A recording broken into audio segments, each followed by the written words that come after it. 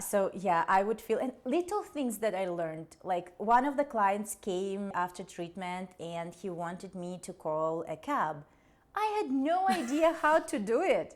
I didn't even know, first, where to call. Second, how do you say it in English when you want to call a cab? Like what's the vocabulary and back for then this? we didn't have ChatGPT. We didn't have ChatGPT, right? no, So it was very no. different.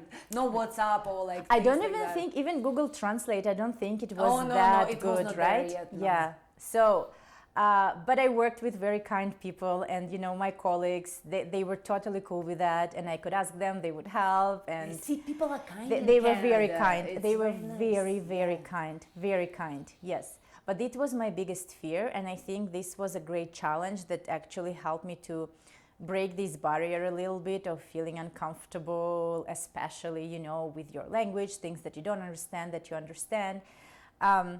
But yeah, this is how I got my first job, through this, I would call it authentic networking. I don't know. Yeah, for sure it was Yeah. that networking. But what I loved about this story that you were yourself, right? Yeah, Because totally. me, I can witness that. So I was there and I remember your excitement and everything. And even when I was listening to your story, I was like, oh my God, she's so brave. Actually can do these things.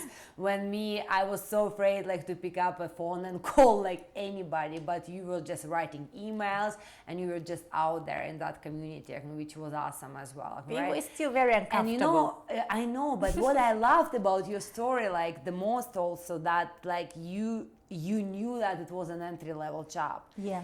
But still you decided that you would go for it. And as I always tell in my videos that like if you're smart enough, if you have your 5 degrees, right, you won't stay in that job long, Yeah. right? And this what happened to you, am I right? Yes. So it was really perfect for me when I was a student, because the timing, just schedule, it worked perfectly. It gave me great practice, like now when I reflect back, great practice in English, to improve my language, to work in customer service, to gain experience, and to meet great people. It's a different story, but I met a wonderful individual back then, Stan Peak, if you're watching. So Stan.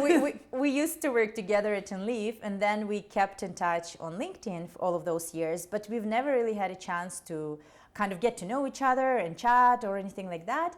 And we reconnected a year ago to one of the conferences where both of us were speakers, and now we collaborated on a wonderful project with my students